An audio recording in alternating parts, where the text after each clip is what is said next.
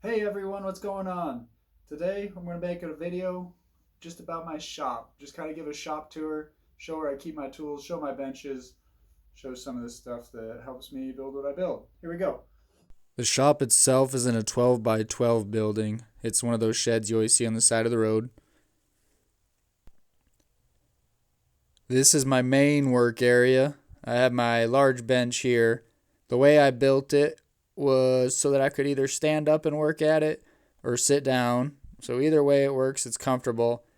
I mostly do my stamping here and carving, although I'll do some finish cutting and other things here, do finish edges, all that fun stuff. Down below here I have some drawers with see-through doors on them, just cheap plastic ones you get at dollar store.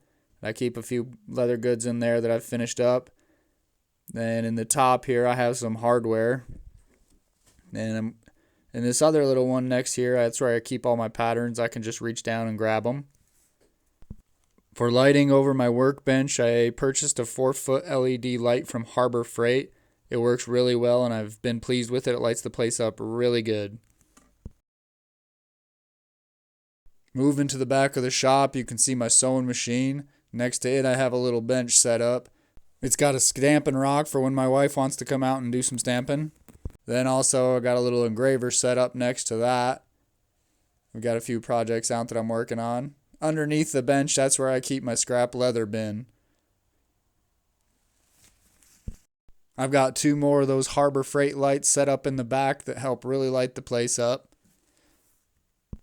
Alright, here we are at the tool storage. I keep all my tools back here on this shelf. That way, whenever I need them, I can just run back here, just take 2 steps back, grab a couple tools that I need to work with, move them back to the bench.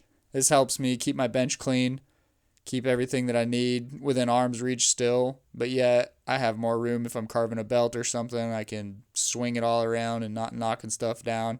It works really well for me. There you can see how close the bench is to the shelves.